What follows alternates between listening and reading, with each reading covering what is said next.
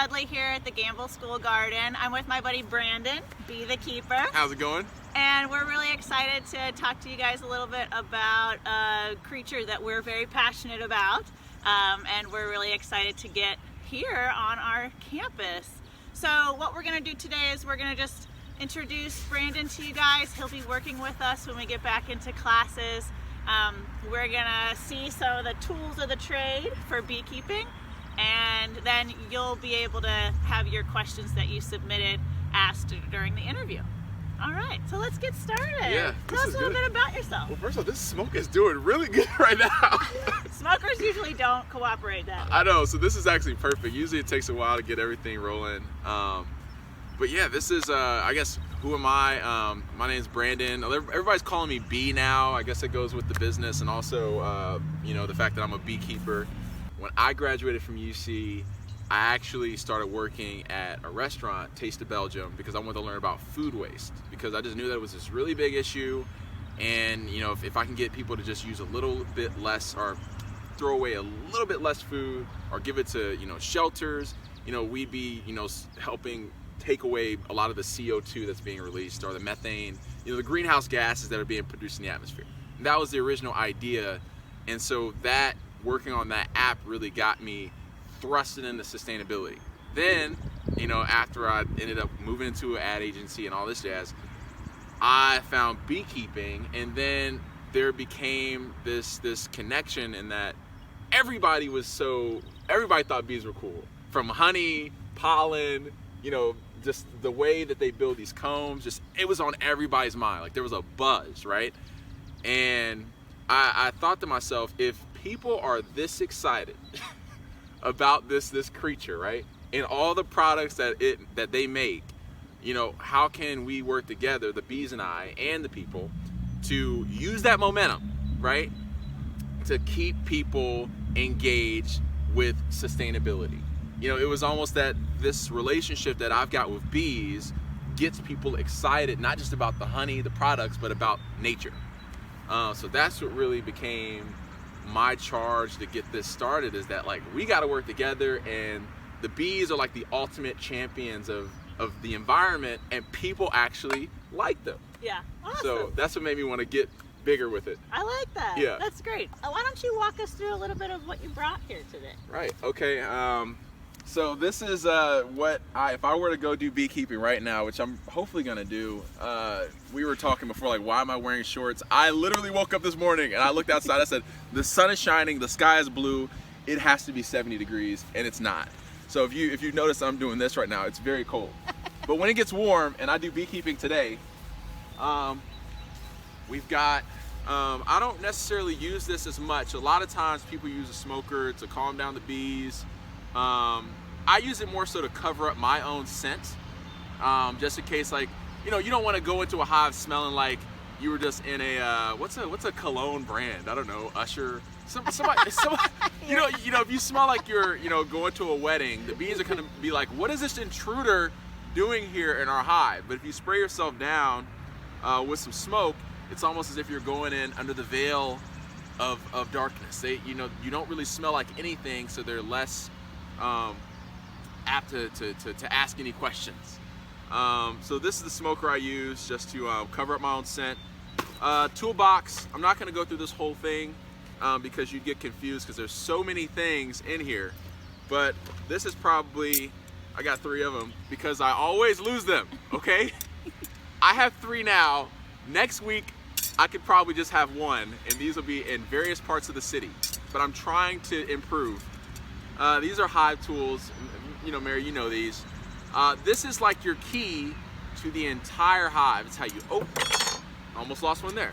It's how you open one. It's how you move through the frames. It's how you scrape things off.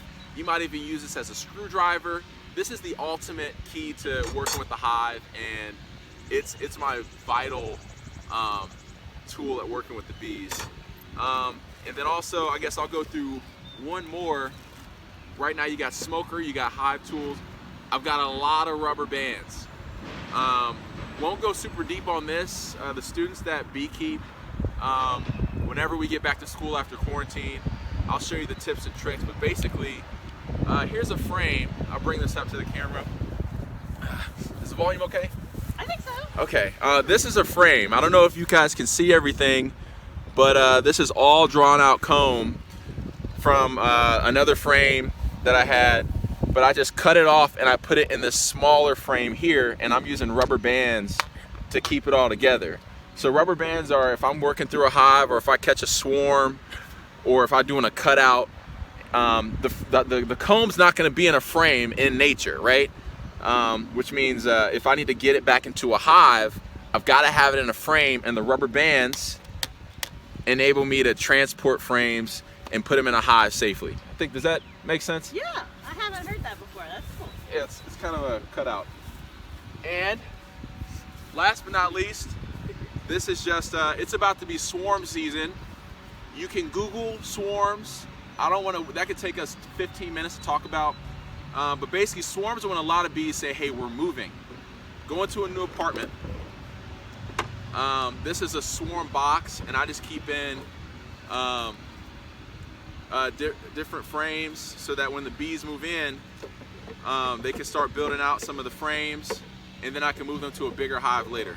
So for you guys that might be a new term for you, a swarm is basically like a bunch of bees that are on the move and they're looking for a new home. So sometimes they're not going to land on a place that we want. We don't want bees on our rooftops or in our chimneys, or even on a tree really close to our house. And so you can call someone to collect the swarm, like Brandon, and he'll come over with this box and he will knock the swarm into the box. As long as he gets the queen, then the other bees will sense that, and they'll attract to her. So you want to make sure that you get as many bees as possible in the swarm. It's hard to get all of them. Yeah, it's very... But as long as you have the queen, then you have that colony and you can safely relocate that colony to a new spot. We are going to set up for our interview now, but Mr. B is always available for you. If you have extra questions that come up after our interview, definitely just send them over to me and I'll forward them along. And again, he's going to be our partner and working with us quite a bit as we install our hives and our pollinator garden in the coming months. All right, guys, it's Mrs. Dudley here with Brandon B. the Keeper, and I've got your interview questions that you submitted. Questions about, having your own business, kind of being your own boss, and about beekeeping in general. I think that we'll start this off with, why did you want to go into beekeeping, and then tell us a little bit about the most challenging and easiest parts of the job. When I was at UC, we had this system called co-op. You go to school for a semester, you go work for somebody for a semester, school work, all the way until you graduate. And so my last semester of college, my last co-op rotation before I graduated, I had to get a job and I couldn't find one until I found the farm that I do bees at, Carriage House, and they were looking for somebody to work in the garden. And so I worked in the garden, it was cool, we're pulling weeds, we're planting stuff, and I saw a guy doing bees. And I just thought it was the weirdest thing. Like I knew okay, bees, that's all I knew was bees sting people and they have honey. That's all I knew, right? But I didn't know where it came from. Like I didn't know if the honey just appeared, they leave it at your doorstep like the milkman, where does the honey come from? And so I saw Richard, who was the farm manager at the time and now, open up a bee box, going through it, bees are everywhere, and I just thought he was insane. Like, why would you put yourself in that kind of danger? With the limited knowledge that I had of bees at the time, I thought it was just crazy. And so I didn't think anything of it, and years go by. And then in 2017, so 3 years later, I left my position at an advertising company, and I just really needed a job just to, I wanted to do something in sustainability because that was my passion. And I just called Richard. I said, hey man, I don't know if you remember me, which he did, because we were Facebook friends and I creep on him all the time. And I said, hey, I just always saw you doing bees back when I was an intern. I was wondering if you could just show me what you know. And he's like, really? He's like, yeah, because I totally do it. I'm like, oh, seriously? He's like, yeah, because I've got 10,000 other things to do, and if you could take that off my plate, then that would be awesome. And so I started off at the farm, as an apprentice. Eventually, took over most of the bee operation as they continued to grow the farm. And then eventually, and this is the answer to your question, I got to the point where people started asking me, like, why are you doing bees at the farm and not here in the city? And I just thought, like, well, I never thought about that. I just drive out there, do bees, and I come home to normal life. And so I figured out that there was this connection between if I leave them out at the farm, people know that bees exist and they know that they produce honey, but they never see them in action.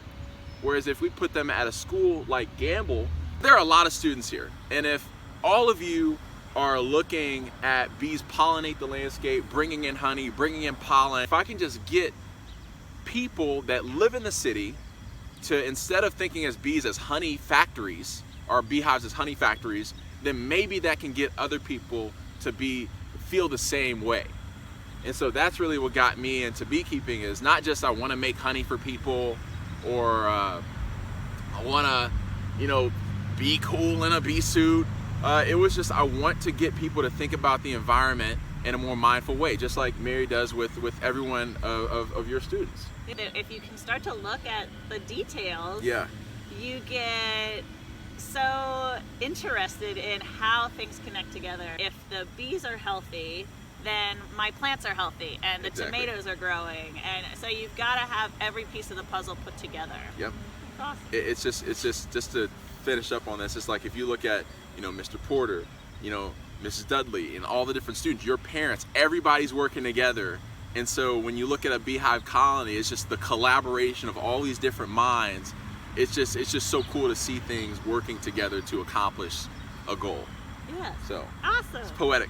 Now we're talking about being your own boss. So you did your apprenticeship, Yeah. and then you were able to master that skill or become good enough to be in charge of that operation.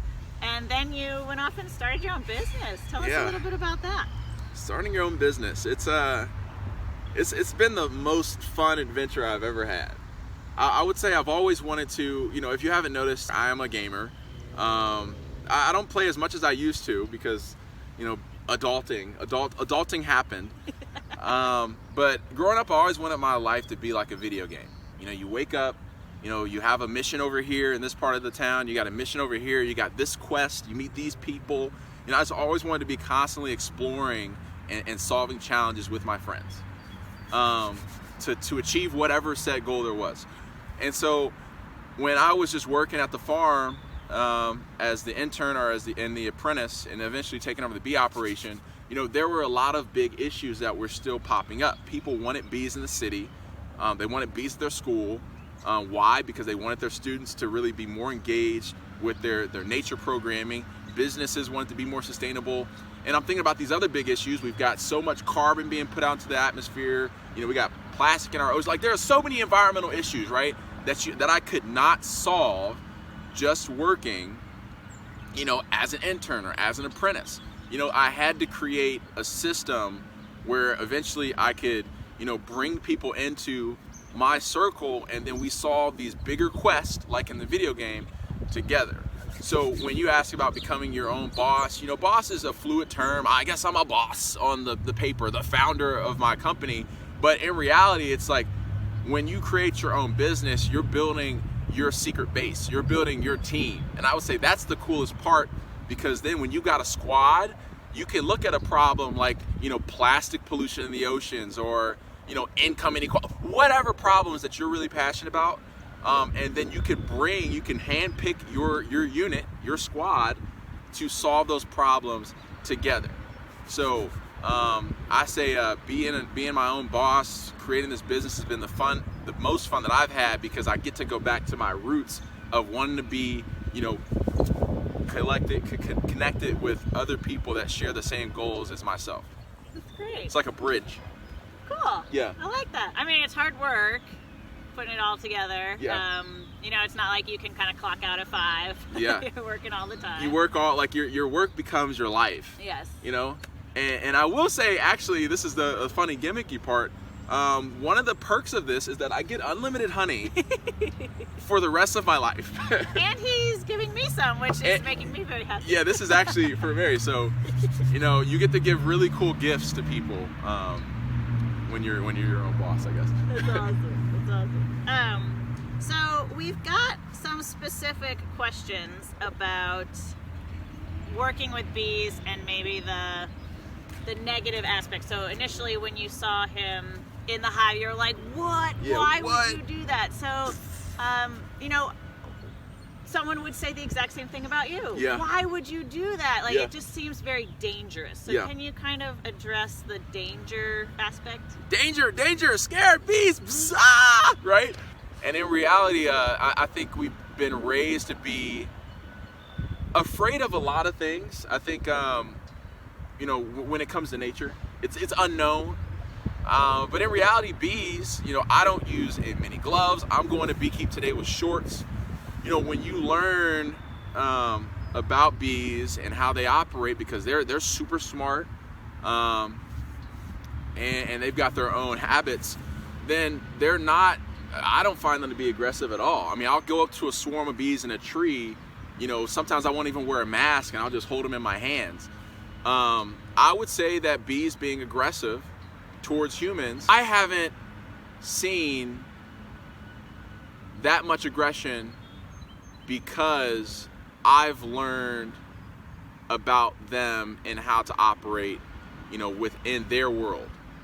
And I think that when you try to impose, you know, your will, or you try to make them do things for you, then they get a bit defensive. And so when you learn that, you know, you need to respect them just like you would respect yourself, your friends, any other creature that you're around, then you sort of have this unsung relationship. And I think that once you learn about who bees are, what they're about, how you can help them, then eventually you'll say, oh, they're just like, you know, my friends down the road. I hope that answers the question. No, I totally Might have got a little too deep there. No, that's great. When I have gotten stung, when I've been working in the hives, it was on days where I was rushing. Mm-hmm. I didn't maybe have the right tools. I was maybe a little nervous in general. So all of those things kind of played into the times when I wasn't being as careful as I should have been. And I think that's a really good point. And that you said that the times that you've gone in, you know, when you might have had been rushing, and the bees actually sense, you know, they communicate through pheromones. And, you know, I don't know where you are in science, but I don't know if it was 7th grade or 8th grade, we learned that humans give off smells, pheromones that we can't really pick up. Like, I don't know how it works. You just, like, we're giving off pheromones, and, like, unconsciously your brain knows what it's smelling, but you can't just say, oh, that smells like strawberries. It's just pheromones. I don't get it, but apparently bees, I know that this is how bees communicate. The queen bee gives off pheromones so that the hive knows that she's there, you know, that she's laying eggs. You know, the pheromones keep the bees in the hive in a flow, right, in a buzz. And so when you think about how human beings give off pheromones, and bees' noses are X amount of times stronger than dogs, and they communicate through pheromones, if you're giving off, you know, a lot of stress or anxiety, or if you're in a rush, the bees are able to pick that up because that's how they communicate. You may not be able to smell it, right? And also, it's halftime, my nose is stopped up, so I can't smell anything. You may not be able to smell it, but the bees do. Whereas if you go into a hive, you know, calm, serene, you know, collected, you know, on a mission to do good, then I think the bees have to be able to pick that up as well and know that you're one of them and you're here to help. That's awesome. Yeah. All right. Well, I'm going to send you a couple of these so that you can respond later. Okay. And give some thoughtful answers to the ones that we perhaps weren't able to cover in depth. But is there any last thing you'd like to leave us? That we're just really excited to do this with you. If I could say the one thing that I want to do as a business owner, or as somebody asked before, being my own boss, is to get you to think about nature as a part of you, as opposed to you being separate from it.